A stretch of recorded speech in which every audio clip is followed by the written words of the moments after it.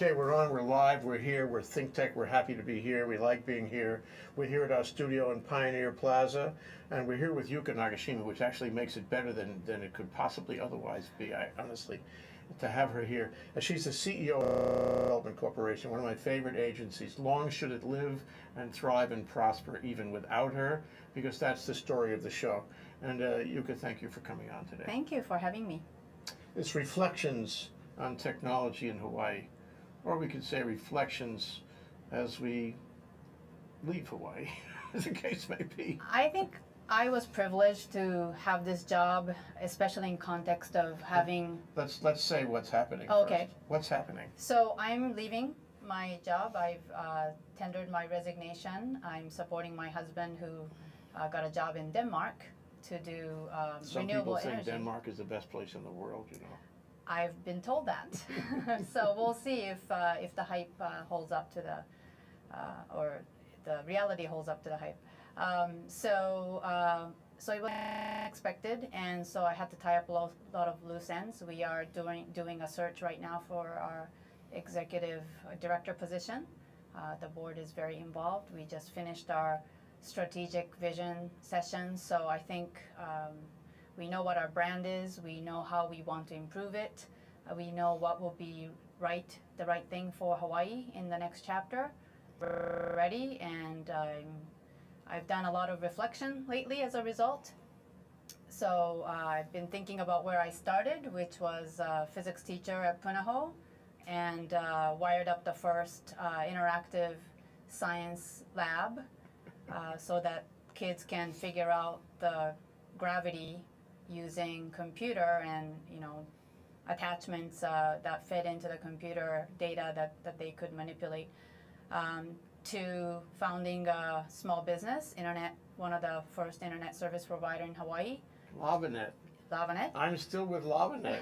Thank you. You know the reason I'm still with Lavanet. I remember where I met you. Do you remember where you met me? It was at HPR. It was at a concert. Oh. It was at a concert, wasn't it? I would. Big into classical music. She's into music in general. Yes, I enjoy the arts, and interesting you mentioned that, because I said that one of the reasons why I want to keep being in Hawaii is because I think it's a town that, well, it's a city that could be like a town where, you know, things can really happen. You can really make a difference. And I wanted to make sure that I was surrounded by people who loved the arts and, you know, lived in a city that had a symphony and had good sushi. So now that the symphony doesn't exist, I figured, okay, maybe moving to Denmark, where there are several symphonies, is okay. Now we find out. So Lavanet was a great experience for me to nurture my own team and vision and do something new for the community. But then after that, it was not enough. I wanted to do something with a wider vision, because when you're a small business owner, you got to worry about your payroll. You know, you lay awake at night thinking if you can give that person a who just bought a new car, or their kids need braces, whatever, and you worry about everybody, and you worry about the clients, and I wanted to be able to think bigger, have that ability to, where that was my job, to think bigger. And so I was thinking about going maybe into a nonprofit, and then this opportunity came up when I was preparing to move to the mainland. High-Tech Development Corporation for the last 7 years. And been able to see a lot of changes in the industry. Yeah, it seems longer, and I mean that in a good way. As you have branded, you have bonded, you have become the face of not only HTDC but of the state's effort at trying to build technology in Hawaii. Thank you. You know, we had Rocky Road there in the beginning of the decade, and when you came, it was a godsend. And MIC has thrived and become, an important haven for entrepreneurs. And I'm sure these have been the most interesting 7 years of your whole life. Am I right? Yes, I was told that when I took this job, they're going to be my toughest years, and it'll be the most challenging situation I probably would encounter in my life, and so far it's been true. So we'll see. Well, let's can we slow down and take some of that piece by Sure. piece? So LavaNet, that was in the 94 or 5 in there somewhere. Yep, 94. And to put it in perspective, that was either at or just before the time that Bill Gates decided he was going to change the direction of Microsoft. I know a lot of people were not born already by then, but that was at a time when the internet was really just beginning to happen. Right. So much so that there was no commercial internet service that you could get here.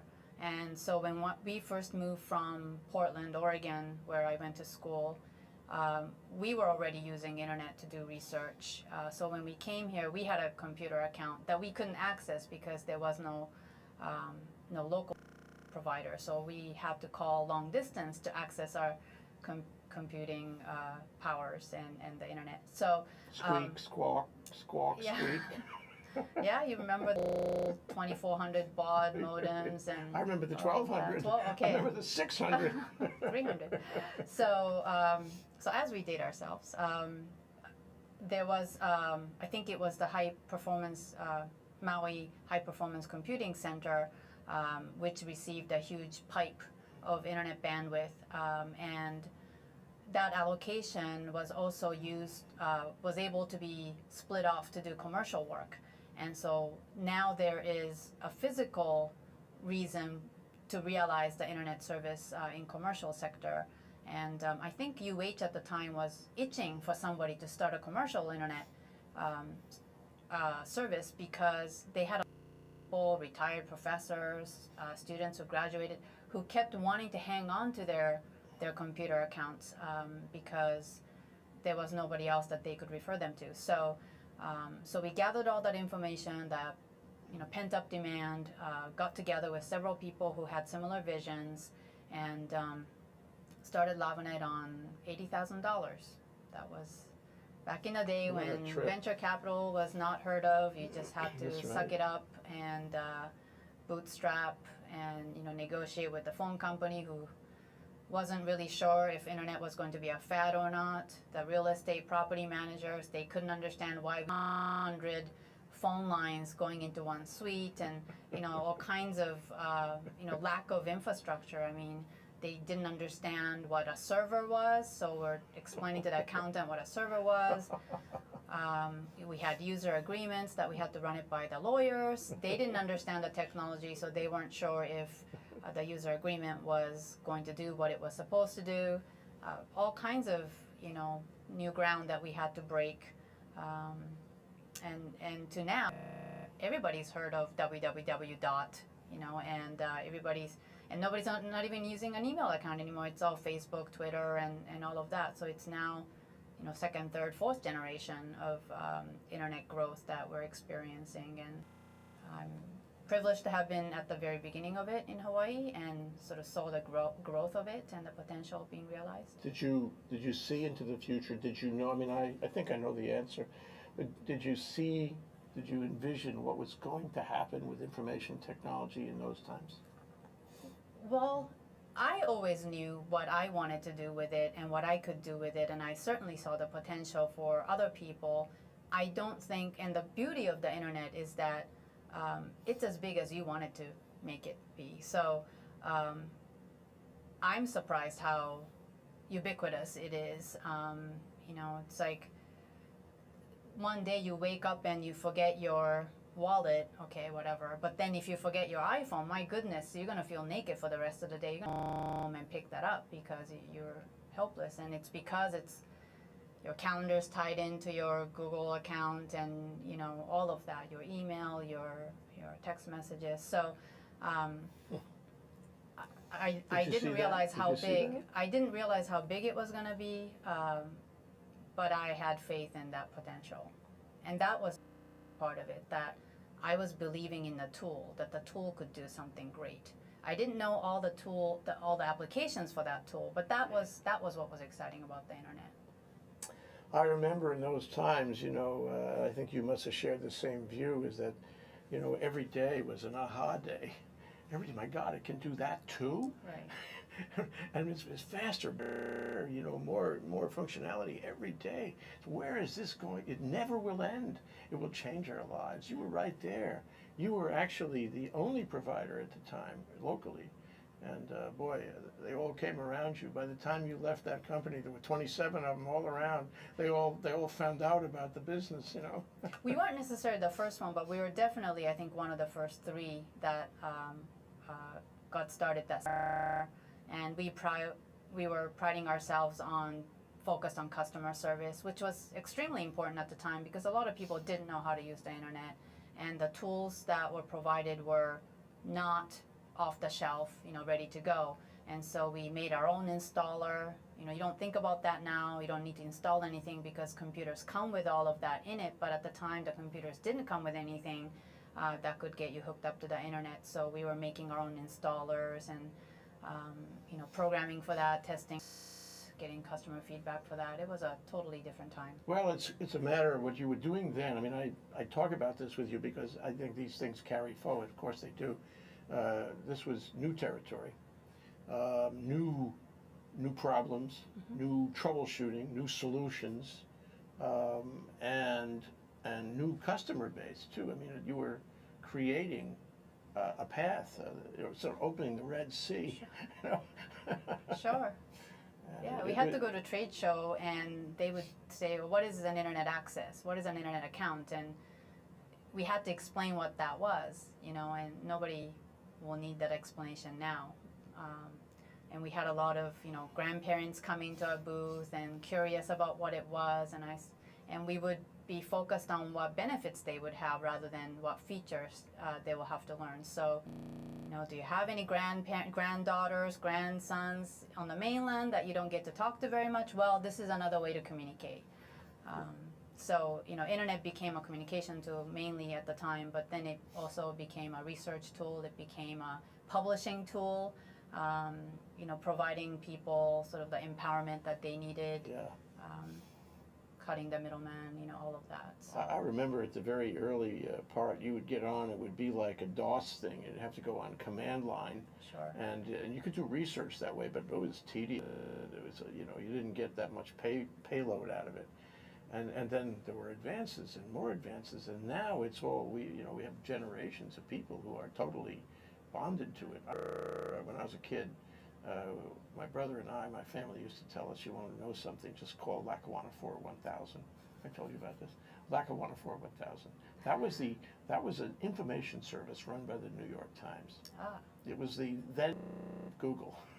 You could call up, and these guys were really terrific. They could answer any question, and if they couldn't answer it, they'd research it and call you back. That was a great thing about living in New York, that you could have that. But now, you know, it's Lackawanna 41000 to the millionth degree. Exactly. All day long. Whatever you want to know, you can find out. Right. Everybody I know is a whiz at Google, and it's not hard to be a whiz at Google. You know, that's a new skill set to know what search terms you should pick to get the most appropriate things you're looking for. So. Why don't we take a short break, Yuka?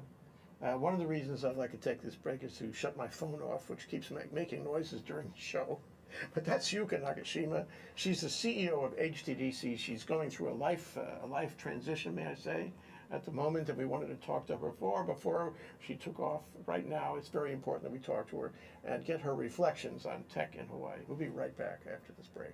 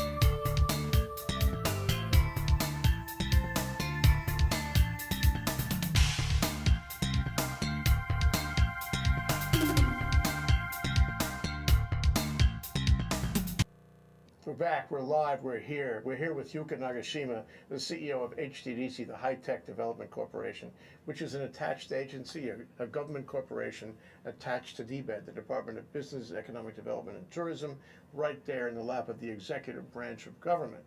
And it is a long way, and I would like to discuss this with you, it is a long way from running your own hard knocks, high tech, brand new cutting edge information technology corporation to being the CEO of the High Tech Development Corporation. So mentally, what was that voyage like?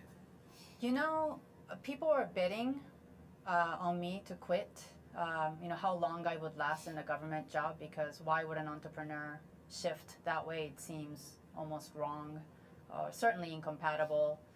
I should call in those bets now, because I think Pat Sullivan of Oceanit mentioned 3 months.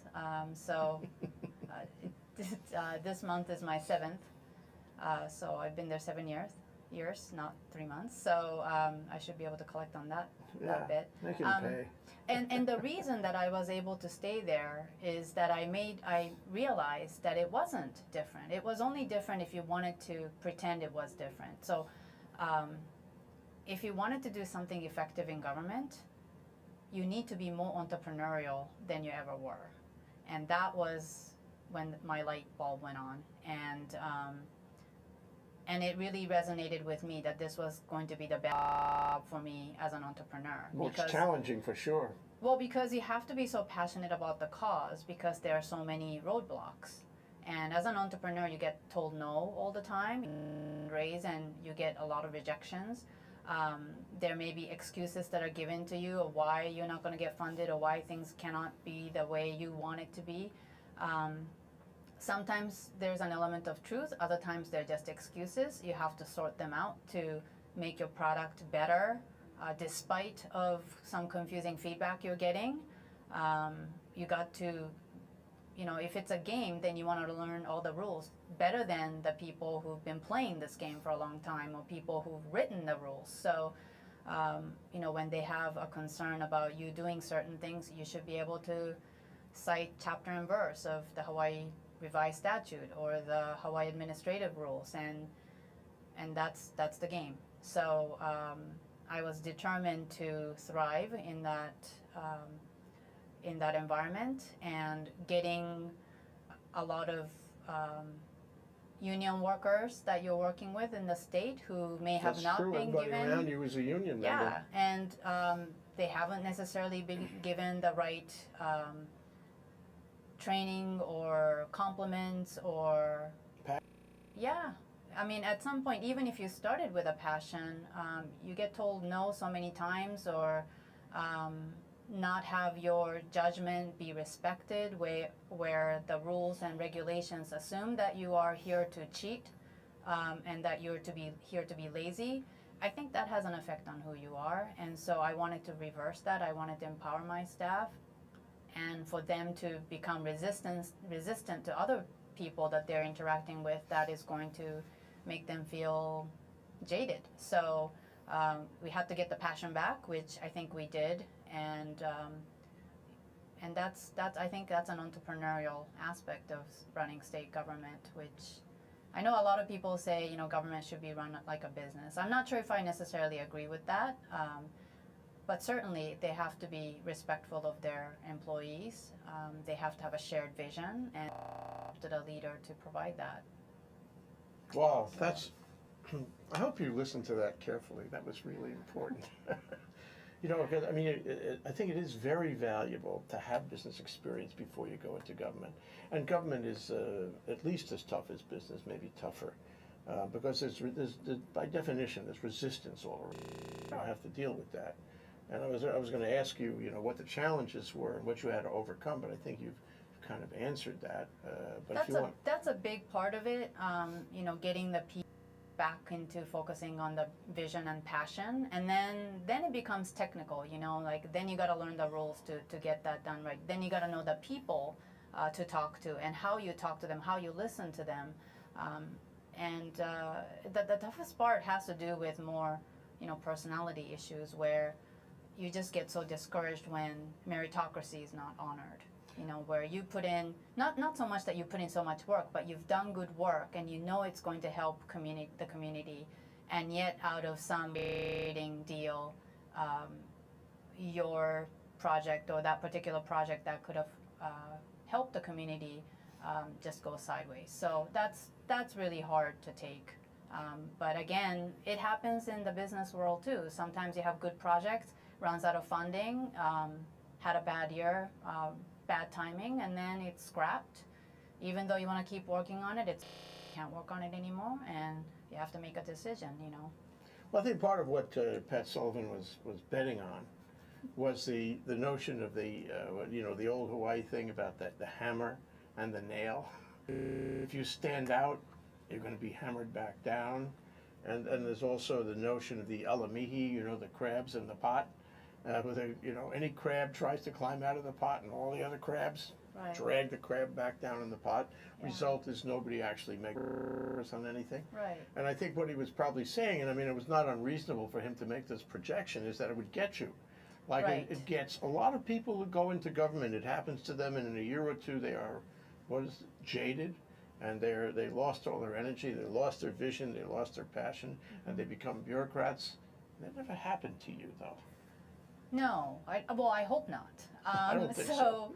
I think, going back to your crab in the bucket analogy, and I want to pay my tribute to Pono Shim, I think he and I discussed this a lot. When you think about it, crabs don't actually act that way. They don't necessarily try to get each other down. That's not their thing. So it's only their thing when you put them in this confined, this very artificial environment that crabs usually don't find themselves in, right? So what happens if you remove the bucket? So I hope you're listening to this. So what you're trying to do in government, or again in entrepreneurship, in business, is that you don't just have little innovations that you go through. A big innovation, the big breakthroughs come when you're not just making incremental improvements, right? So before the smartphone, there was no other device that did the same thing. You didn't know you needed it, right? You wanted a faster car, a more fuel-efficient car, or you wanted a snack that, didn't make you gain weight, or you wanted, hair curlers that didn't, whatever it is. It's like but you have technologies where you didn't think you needed it. It didn't exist before, but now you have it. You can't live without it. So many things like that. So you need to pivot. You need to not just, deal with the hands you got dealt with, or the cards you got dealt with, but so look at the crab scenario. If you can just remove the bucket, so you're challenging the premise that you're given.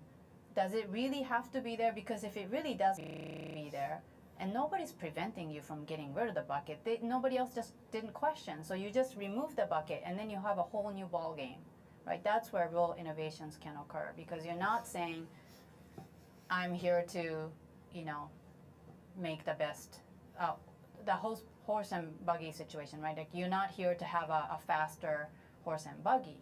You're going to create a car, because really what you wanted was a faster way to transport. You didn't necessarily need it to be a horse or a buggy. You needed a faster transport system. Then you can invent a car. But until you question, does it have to be a horse? Do the crabs have to be in a bucket? Then you're going to be stuck in that scenario. So that's what you got to do. And I think entrepreneurs are usually in that space of thinking, of challenging authority, of challenging the existing, the status quo. So I think that works. And I think government is also a place where things are designed to move slowly. You're not supposed to be efficient. Hopefully you're effective, but you're not supposed to be efficient, right? It's democracy about getting things done fast. It's getting the right things. Less so all the time, it seems. So I think that's where, again, you have to be entrepreneurial to be able to question things that you just accept as truth. God, it's a good thing we're recording this, so I'm going to play this over and over again. It's like a primer. But going further down that same, by the way, you were really ready for my analogy on the crabs in the bucket. You were ready for that. But I like some more. I like to talk to, for example, the government people, out there in the government now, and who will come in the government. As Steve Levinson always said, once you're bit by the bug of community service, you can never get it out of your system, and you want more. But what is your advice to them going forward? Not in general country of the world, but in Hawaii. How do you produce within our government structure? I think it has to be from within. I think we should get more young people exposed to that procedure. I was not aware. I mean, I keep up with the news and everything, but until I had this job, I had no idea how piece of legislation actually passed, the complexity of it, the human aspect, the ugly, the horse trading part, and the politics with a capital P that gets played. And so I think it's important that those types of experiences be exposed to young people, and for them to have to fight for what they want. I think that will change, and I think it's already changed. The legislature changes every so often, Senate seat every, so It's often. a retraining, re-education experience Right, every 2 years. it's a really tough thing for people in the executive branch to deal with, because you have to keep repeating the same thing over and over to educate the newer. It's the myth of Sisyphus. Yes, it is exactly, it feels exactly like that. But then, even in that, regenerating your liver or whatever it was that it gets eaten up. So in that process, what you find is, oh, this person is reacting to your message differently. Oh, this person actually wants to hear my message.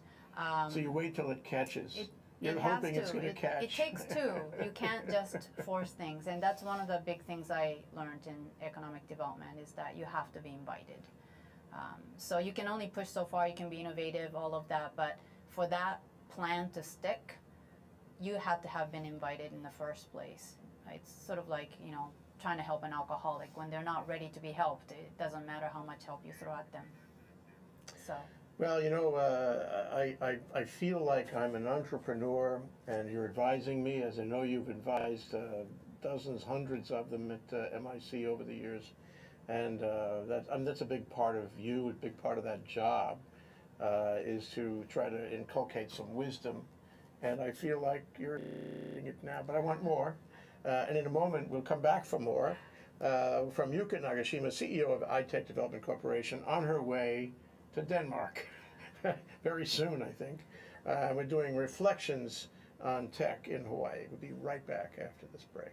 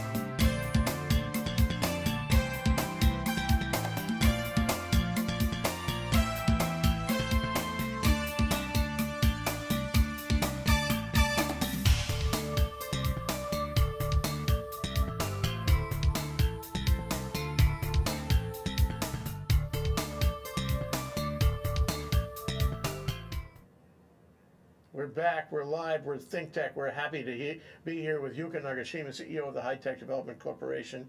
And in the break, all the things happen in the breaks in our shows. We want to share them with you. We started talking about Act, 221. And I was telling Yuka that I was in a program one time, and some fellow who had been in the legislature when 221 was adopted, and he wasn't reelected after that, so he wasn't then in the legislature, got up and made a speech about how it was the best thing he ever did when he was in the legislature. I don't think you'd find a lot of people who would, sidle up to that right now, because 221 got to be damaged goods somewhere along the way. But I wanted Yuka's. So Hawaii, people kind of going back to originally what you were saying about government and people's view of it, and everybody's jaded. Well, I think if you took a longer view, Hawaii has probably the most progressive telecommunication act in the nation. We have the High Tech Development Corporation. My agency statute is legendary. I mean, it's really progressive, and the fact that we gave birth to the Hawaii Strategic Development Corporation so many years ago, when all the other states are just catching up to that in the last couple of years, and we've had that agency for so long. It's really something, and we don't understand, because it's happening or it's happened to us. We don't put it in context of how progressive those pieces of legislation was, and including Act 221, where at the time it was passed, there was this great energy of hope and sort of can-do attitude, and everybody sort of coming together. And unfortunately, it did not get taken that way. There were some, rightly so, some problems with it. I think the problems could have been dealt with very differently, water under the bridge. But let us remember that government's not trying to do the same thing over and over again. The community wasn't just trying to do the same thing over and over again or be satisfied with the status quo. We were trying something. And I think just like in entrepreneurship, they should be given credit for trying something. Obviously, we need to minimize risks. That's what entrepreneurs do. They take calculated risks. And we need to collaborate together to make sure that the risk is calculated correctly from different angles. But given that, I don't see, I think we should be more concerned if the government is too shy to not act, because by not acting, that's a decision that they're making, and that's a position that they're taking. And so I do worry right now with, coming out from a bad economy and kind of seeing some light at the end of the tunnel, but still struggling with lots of liabilities and government-funded things that are the government's responsible for that's not yet 100% funded where it should be. I do worry that they've sort of gun shy, and they have to try new things that private sector can't afford to do. It's almost as if the new things that we were trying in the 90s under Caetano, those new things were really exciting, and there was an excitement in the air. The Pauhana group, all come back from the mainland. That's not happening now. And the one bright, place has been HTDC. The one place where entrepreneurs had warmth, the cloth mother, if you will. You are the cloth mother. Yuka, the cloth mother. Was HTDC. But now HTDC has got its headaches too. And I was telling you that I had contact with our now acting president of before anyone knew. Last week, David Lasner, and one of the, is what's going to happen with the university sort of moving into moving into the MIC and displacing all those 40, 50 tenants you have, their clients, those startups, and I wonder if you could address that, because it's been raised that the way tech works now is they could do co-working. They don't have to be together in one place. I'm not sure I agree with that.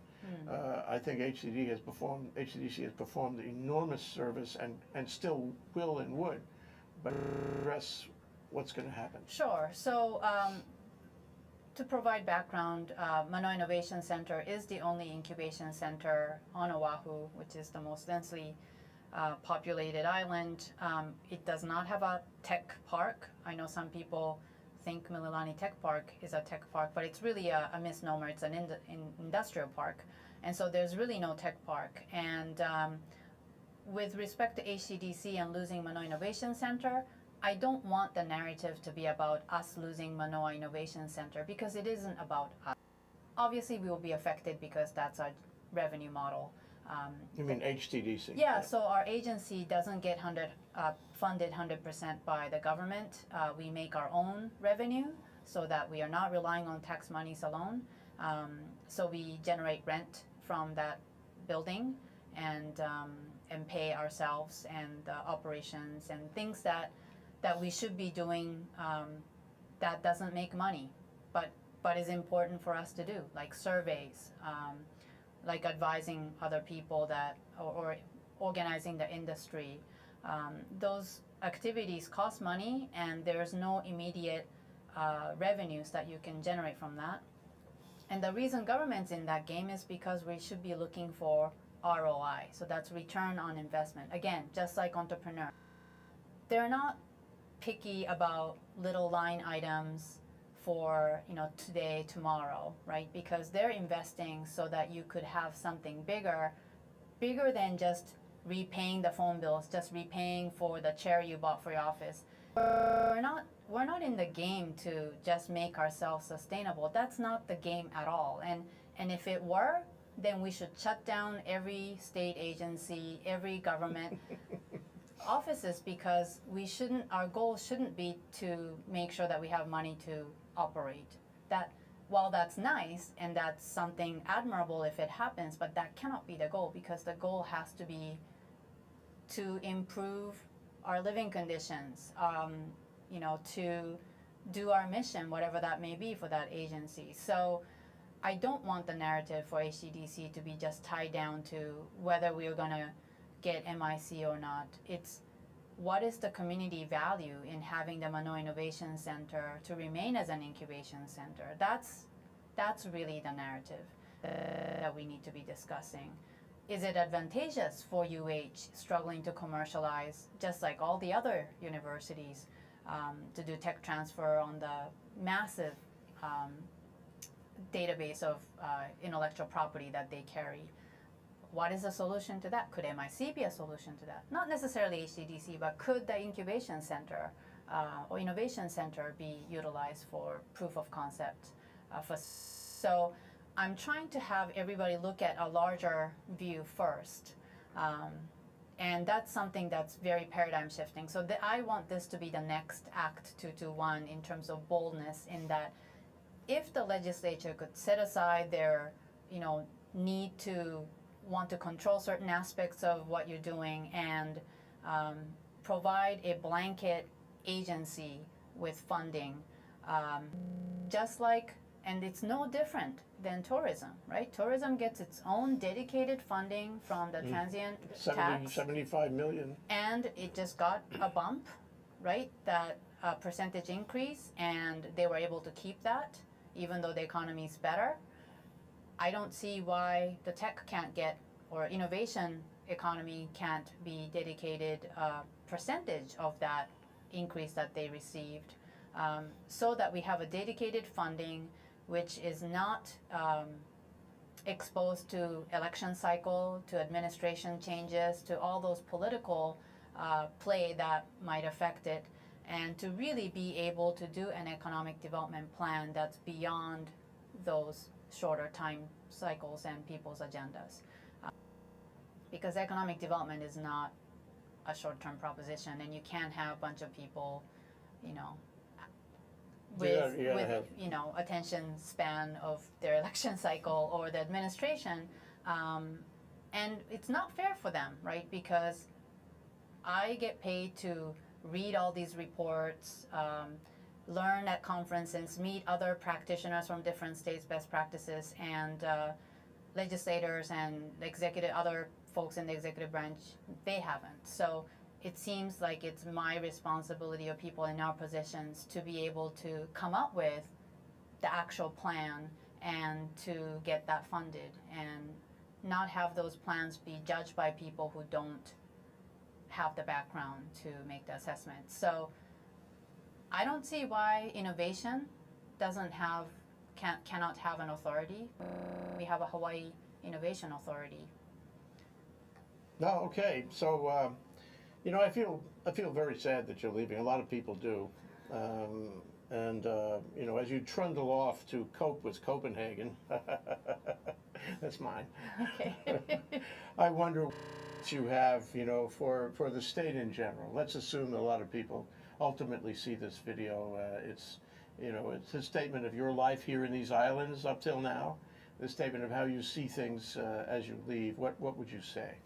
I'm actually leaving on a very optimistic note.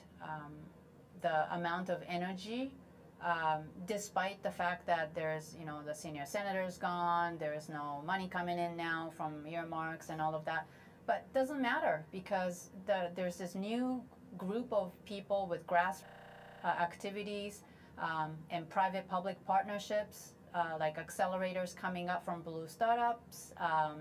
That was a marriage made in heaven in terms of private-public partnerships. Without our input, it would not have been a great program. It would have been an okay program, but it wasn't in the program it is today with major success, great tech demo day.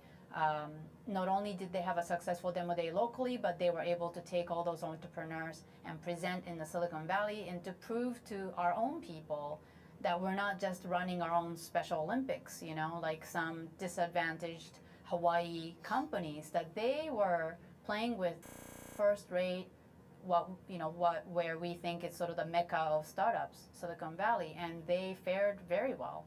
And so they came back with sort of this renewed pride that, oh, I'm hitting with the big leagues, and I hope that, you know, propagates in terms of optimism and courage, and willing to make more mistakes, fail cheap and fast, and learn the lessons and keep going. And who cares if they're naysayers who's saying like, oh, well, you guys failed, didn't you? It doesn't matter. They don't understand, they're going to be left behind. Don't worry about them. We need to keep plugging on, and I think it's a very good time right now. You better listen. You better listen. Okay, last question. Okay, you mentioned that HTDC is now in the process of selecting a successor to you, Yuka Nagashima. We don't know who that might be. We don't even know really exactly what kind of profile that person will be, although maybe the board of directors knows. So my question to you is, what's your advice to that person who is ultimately selected? What do you want him or her, you know, to focus on? That's a great question. I would say consider an appropriate brand of our place of HTDC.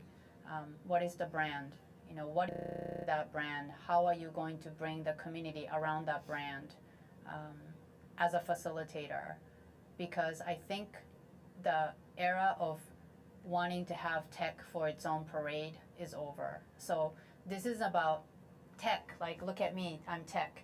Rather, this is about tech feeding into innovation and helping everybody innovate better. And that everybody means tourism sector, military, government, health, education, all of those sectors. And we need to be acting as a place where all these innovative ideas and processes come together as facilitators. So what is that brand? And how is that person going to leverage what their experiences have been to that brand? We wish you well in every particular Yuka Nagashima, and personally I want to tell you that I love you. Thank you so much, Jay. That's Yuka Nagashima. She's the CEO of High Tech Development Corporation. She's going to go away and cope with Copenhagen. We've had reflections on tech in Hawaii from her today. Thank you for watching. This is ThinkTech. We'll be back with more. Thank you, Yuka. Aloha.